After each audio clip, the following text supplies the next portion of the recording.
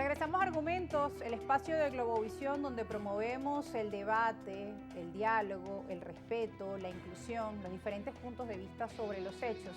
Hoy estamos conversando con Enrique Ochoa Matute sobre la situación geopolítica y también sobre el proceso de diálogos en Venezuela. Le preguntaba antes de irnos a la pausa qué ha pasado, si estas condiciones y estos cambios que se han dado en el mundo han llevado a que el presidente Emmanuel Macron en el Foro de París se sentara con el presidente de Colombia, Gustavo Petro, el presidente de Argentina, para revisar con Alberto Fernández la situación de Venezuela, así como representantes de la plataforma unitaria y del gobierno, representados por Jorge Rodríguez. ¿Qué ocurre entonces que no avanzan esos diálogos de México? ¿Cuál es la piedra de traba? Porque también sabemos que entre el gobierno hay una línea de comunicación directa con Estados Unidos, pero también es Estados Unidos el que les pide que se sienten con esta oposición de la plataforma unitaria. Sí, esa oposición tiene, vamos a decir, esa legitimidad, entre comillas, que es la reconocida en el mundo como la oposición. Y el control de activos de Venezuela en el exterior. Claro. Entonces, a veces uno siente que esas negociaciones en México son otra forma de la negociación entre Venezuela y Estados Unidos por intermedio del G4.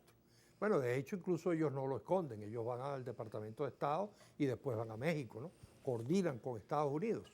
O sea, eso también me parece muy lamentable. Yo diría que, por cierto, en esa declaración de principios que estábamos conversando, que establece el reglamento, debería decirse voto siempre, diálogo siempre, constitución, incluso para cambiarla, pero respeto a la constitución, se respetarán las conquistas sociales del pueblo en cualquier eventual gobierno y el compromiso de respetar los resultados en un proceso electoral presidencial. Y aceptar al CNE, ir con este CNE, se llegará con este CNE al 2024 y fírmeme aquí, si usted no está de acuerdo no va para la primaria, deberían decir ellos, ¿no?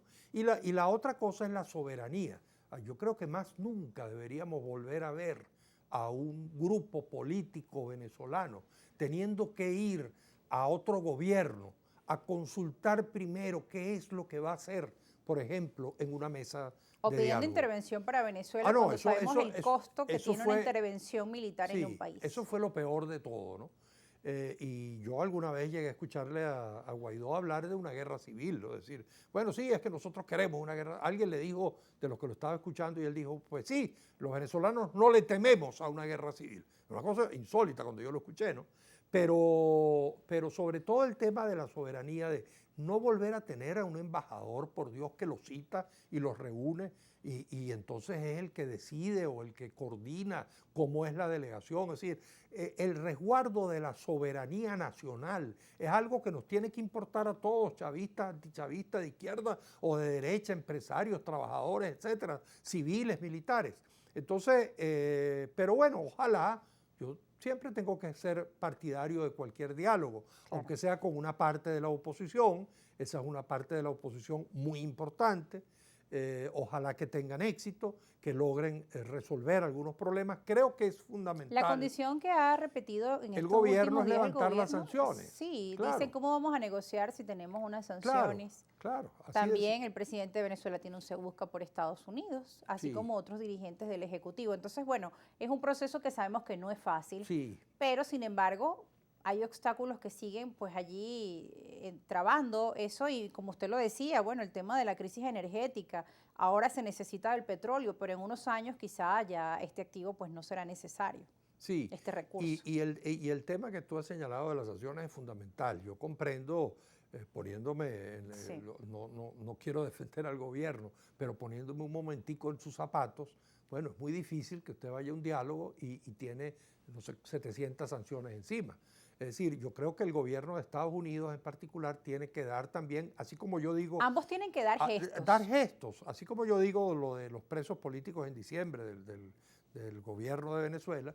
Bueno, incluso antes del diálogo, sin necesidad de ver cómo va el diálogo, el gobierno de Venezuela toma la decisión de que estos tantos presos políticos emblemáticos salen en libertad. Ya es un gesto que ayuda del otro lado a que las cosas mejoren. Porque y si los resultados que hemos visto hasta ahora es una liberación de ciudadanos norteamericanos que fueron devueltos a Estados Unidos, y también así los es. familiares Malpica Flores, Así es. que también se les levantaron el proceso que se les seguía. Así es, y así como digo, en materia de los presos políticos, pues sería también muy positivo, sin esperar los resultados del diálogo, que el gobierno de Biden, por su propia, así como tomó las sanciones de manera unilateral, porque no fue que las Naciones Unidas, no fueron las naciones del mundo las que adoptaron estas sanciones, sino fue unilateralmente el gobierno de los Estados Unidos, pues que unilateralmente el gobierno de los Estados Unidos levante algunas de estas sanciones emblemáticas.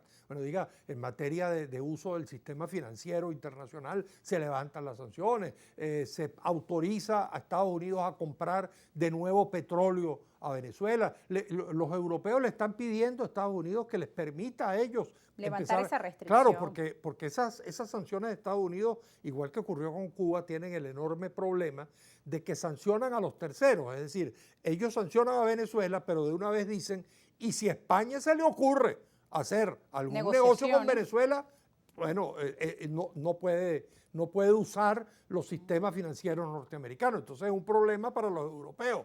Europa está pidiéndole a Estados Unidos y a todos los venezolanos. Porque viene el invierno conviene. Y la situación en Europa está muy crítica. Claro, y a todos los venezolanos nos conviene, porque, por Dios, a veces la oposición cree esa visión que tuvimos también alguna vez en la izquierda frente al punto fijismo, que es que mientras peor estén las cosas, mejor. Es decir, haz peso para que el sistema se caiga. Bueno, eso no es así. Las cosas, es bueno que las cosas Y la historia lo ha demostrado. Así es. En otros países lo hemos visto, el tema de las sanciones no produce ningún resultado. Mientras mejor está la economía, por ejemplo, de un país, florece la empresa privada y la oposición generalmente busca financiamiento de las empresas privadas porque la empresa privada se parece a veces a algunas cosas que plantea la oposición y se robustece la sociedad civil y mejoran las condiciones del pueblo venezolano, que a todos nos debería interesar, ¿no? Y que vemos, por ejemplo, cómo año a año, por mencionar el ejemplo de Cuba en las Naciones Unidas, los países votan para que se levanten esa política de bloqueo hacia Cuba, pero no ocurre. O sea, ¿qué papel juegan las Naciones Unidas también en esto, o la exhortación que puedan realizar países? Y cómo el resultado de esta política vemos que no significa ese cambio de gobierno que busca Estados Unidos, que se supone que es el fin de sus políticas de bloqueo o de sanciones hacia un país. Por el contrario, la población es que en su mayoría sufre las consecuencias porque los gobernantes, no vemos a los políticos en las colas para poner gasolina, o no los vimos tampoco en las grandes colas cuando no se encontraban los productos de primera necesidad. Hemos sido los venezolanos los que han sufrido las consecuencias de todas estas políticas realizadas por distintos sectores, por el gobierno, por la oposición. En fin, hoy la población venezolana lo que quiere son respuestas, y de eso vamos a estar hablando al regreso de la pausa. No se aparten, ya regresamos con más argumentos.